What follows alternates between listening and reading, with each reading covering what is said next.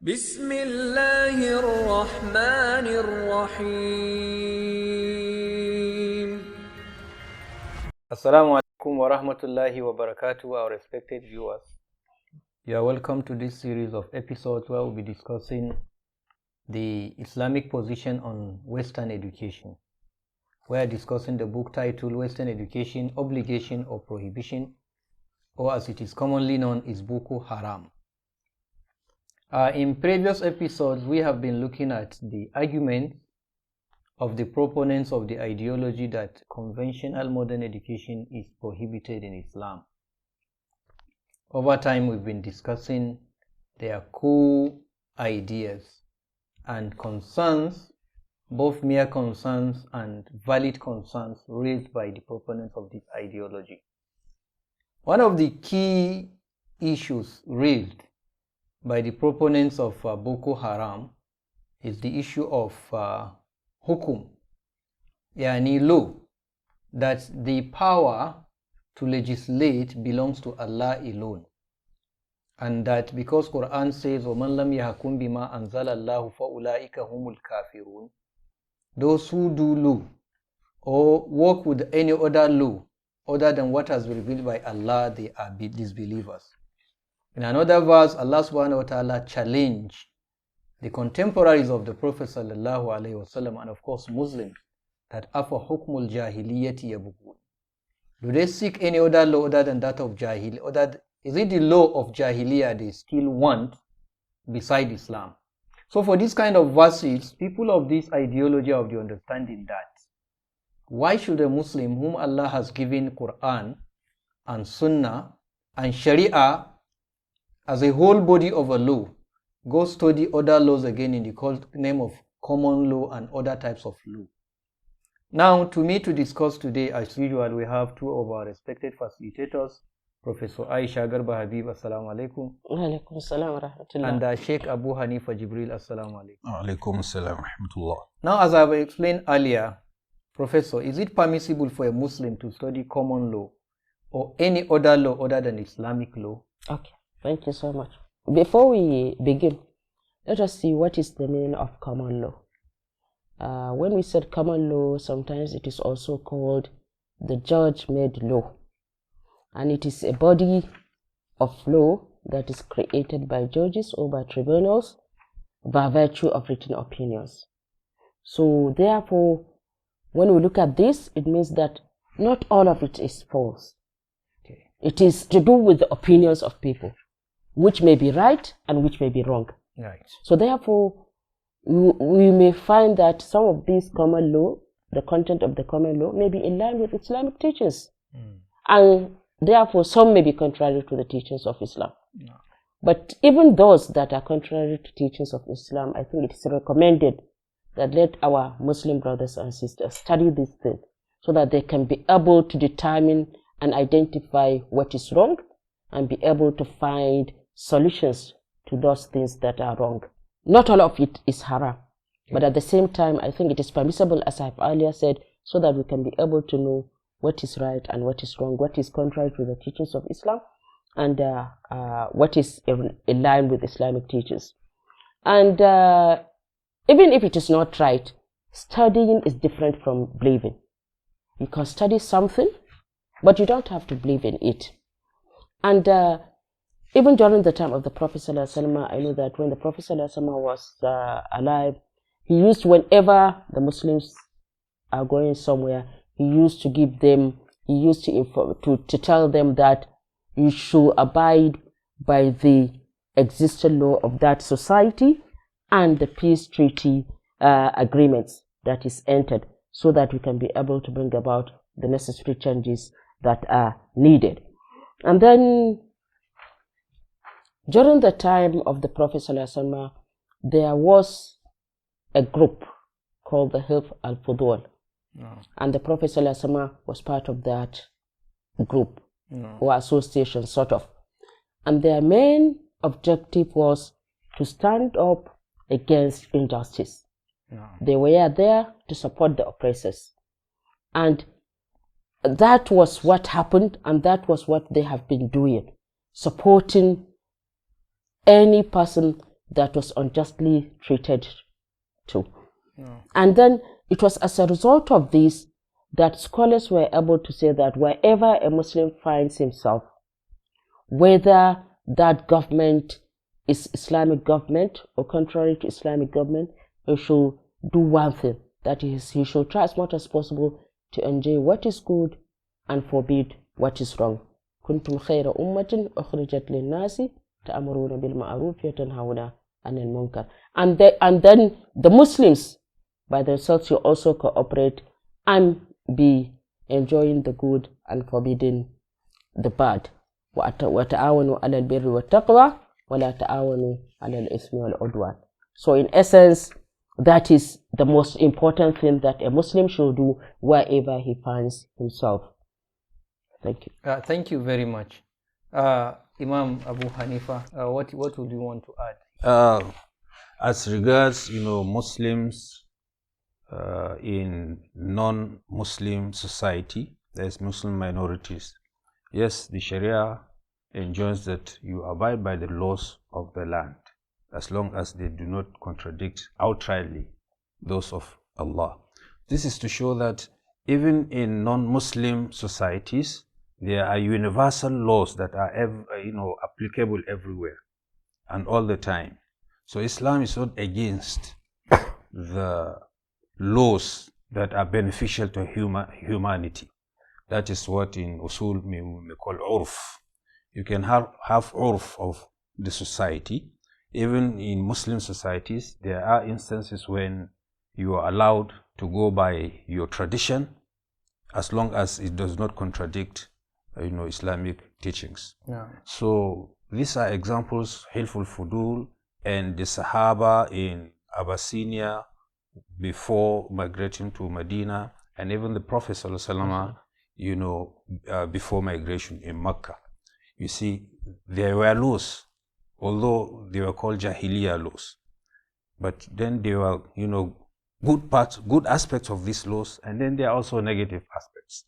So the good aspects, you support it. تعاونوا على البر وتعاونوا على البر والتقوى ولا تعاونوا على الإثم والعدوان. That's why the Prophet ﷺ supported Hilful Fudul, because it was, as an association that, try to protect the right of the oppressed and then to reject the oppressors. So this is also a universal, quality, a universal good, something that cut across all societies and religion. Allah knows best. Thank you very much. And just to underscore a point you make, that Islam is not against any urf, which is like the customary law of a community. No. Usually these are unwritten laws, but that are very, very much known to the members of community. That as long as they don't contradict Islam, Islam gives them 100% support. Yes. And that in each community, Islam meet these kind of things, Islam adopts them automatically. And we have a lot of precedents during the time of Rasul Sallallahu Alaihi Wasallam. And I actually join other people to form a league of virtue. Yes. Those who promise to stand for the right of the oppressed. Thank you very much. Mashallah. Now, still on that, what are some important benefits that come from Muslims studying and working with other laws beside Islamic law? And why are such roles regarded as Fard Kifaya? Meaning, will it be useful for Muslims who find themselves to be under such laws to work with it? And if at all they do that, what are the benefits? And were there precedents in Islamic history of the Prophet and the Sahabas of where such were done? First of all, we've established that, studying conventional subjects or topics that is, so to say, important, that are relevant in our today's world is Fardu Kifaya. You can have, instances where it can even come to Fardu Ayn. No. But let's, discuss on Fardu Kifaya.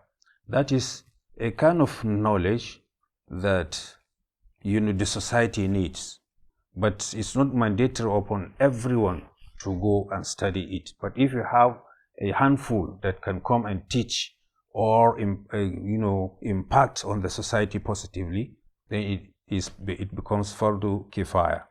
Let's take, for example, like what we call inclusiveness in banking, medicine, governance, economics, and so on. You see, like in conventional banks, places where you do not have, Islamic, quote and unquote, banks, because there's, some discussion going under the topic, the word Islamic bank. Okay, let's say Islamic bank. If you do not have Islamic banks or enough Islamic banks to cater for the Muslims there, then you are at liberty to, bank with the conventional banks. Of course.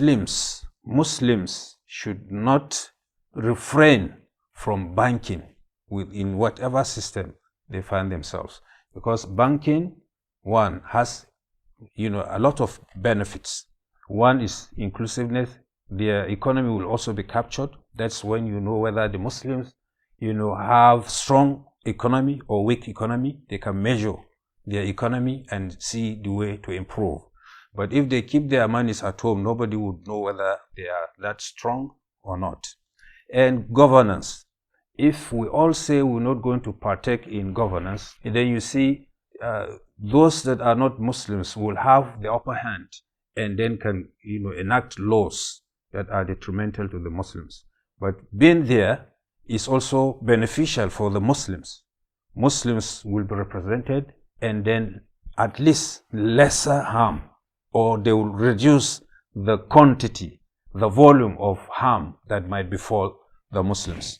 So you see, it's very beneficial.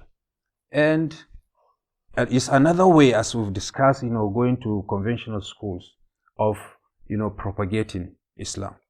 If you are with the non-Muslims, they will see practical Islam in you.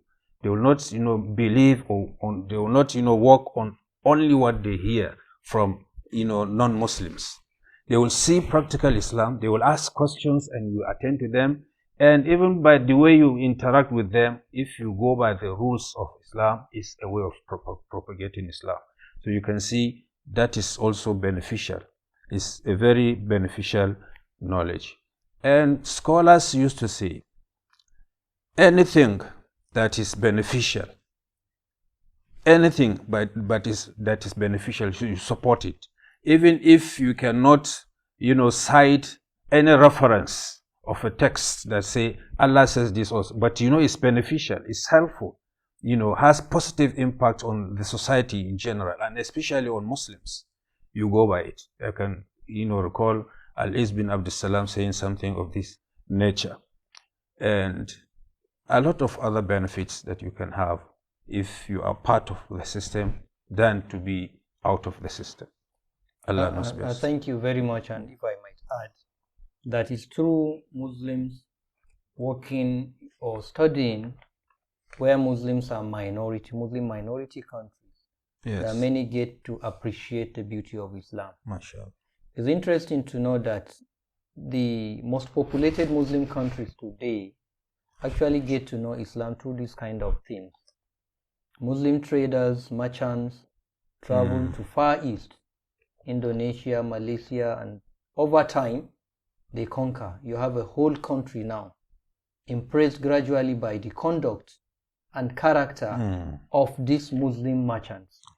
And you can imagine a country like Malaysia and Indonesia were not captured or conquered through jihad or warfare. Again, you have Muslim studies in the Europe. I remember some time ago I was discussing with one American, and he told me that in America, the population of Muslims is 1%. But their economic strength, their contribution to gifts, giving or charitables is actually 10%. That's great. Honestly. That idea of inclusiveness, one of the advantages. So today they will look at, man, these people are economically powerful. We should handle them with care. Yes. And they are doing a lot. So Muslims should not refrain from working or studying in non-Muslim countries where they don't have Islamic law, as long as they will not compromise their religion. That is it. Once they will not prevent you from being a Muslim, it's even an opportunity for you to showcase Islam. Because like one of them used to say that there they don't even know Islam. They don't know Muslims. Imagine a place where they've never seen somebody performing ablution before. They've never seen a Muslim praying before, practically. And you have few Muslims there, they organize themselves and they are conducting themselves very well. I think that is a plus. Because sometimes, not necessarily to get people reverted to Islam, but let them understand Islam. That removes fear and discrimination and all the phobia thing. Because naturally, human being by nature, you fear what you don't know. Ignorance breeds fear. But when you relate, you break boundaries, you build bridges, they come to know, look. And again, another thing to add, like a colleague also who was in America and worked here with us in Nigeria some time ago, that during September 11, people get to know more about Islam. You've gotten non-Muslims that because they've known this Muslim minority in their community over years, that when this kind of crisis erupted, they gave Muslim shelter, they gave them covering, they protected them. If Muslim had avoided or refrained from, no, this is a kufru, their majority is a kufru, they wouldn't have all these opportunities. So we shouldn't hesitate whenever we have this kind of opportunity. The most important thing is, don't forget whom you are meant to be. An exemplary Muslim. Thank you very much. Now we go to the next question, still a little related to this, Professor. Is it permissible for a Muslim to study what is regarded as falsehood and what is regarded by some as even haram or contrary to Islamic teaching? Like when you say, okay, some of the side of the law is wrong, some of it is not true, some of it conflict or contradict with the teachings of Islamic law. Like, will it still be okay for a Muslim to go ahead and study it? Yes, I think it is necessary that Muslims learn any kind of knowledge, whether it is halal or haram. If it is halal, then he can take it up and continue pursuing it and probably put it in practice. And then if it is haram, then after reading it, he can try to find measures where he will be able to see how he will change that particular thing so that the right thing should be brought and replace the whatever is haram. And therefore, that is why even there is a dua, so praying to Allah subhanahu wa ta'ala to show what is right and identify it that is right, that is true, and follow it. And guide us on what is not right. Let us identify something that is haram so that we can abstain from it. So on and on, I think it is important and it is permissible for Muslims to run any kind of law. So that, and I think that will also help them become experts in that particular field and therefore be able to contribute their quota towards the development of the Islamic society. Now, even during the time of the Prophet ﷺ, there were some Sahabas who used to ask the Prophet ﷺ not the good things, but the opposite of that. No. It was reported from Abu Hudhayfah al-Yamani that people used to ask the Prophet ﷺ about things that are good. But he said, I, on the other hand, used to ask the Prophet ﷺ about things that are not good so that I can refrain from them. So therefore, this is an important indication that we should learn everything so that we can be able to know what we should follow and what we should not follow. And as we have been saying time and time again, this common law, it is not all the common law that is contradictory to Islam. Some of the items, some of the contents of the common law are in line with the Islamic teachings. It is only some that are contrary to the teachings of Islam. And we believe, as we have been saying, that with these studies, with our people studying and studying, they can be able to become expert in the law and they can be able to even be in a position, in a higher position where they can use their power, their position to change those particular things that are not right, that are contrary to the teachings of Islam. Just as one justice did in Egypt, he was Justice Ahmad Muhammad. He was able to be the chief judge of Egypt. He was a very learned judge, and it was as a result of what he has learned the knowledge he has, the expertise he had, that he was able to give in his contribution and try to find solutions to certain things that are contrary to the teachings of Islam. Thank you very much. So in all you are saying that studies like common law, conventional banking, or what have you, because we have some reservations, shouldn't bar us from studying them. And that is important for Muslims to know, that even when you want to start Islamic system, you need experience from the other system to build on. Imagine there were no Muslims who are experts, have some experience in banking. How will Muslims start non-interest banking or Jaiz Bank? Is it novice like you and I, who are not laymen in that area, that you bring to come and say, this is Islamic banking, how do you do it? Similarly, if you want a reform in the judicial system to, encompass or include Islamic law, you don't need laymen, you need people that already have some experience in the judiciary. And so it is with all other sectors. Like, no knowledge is wasted.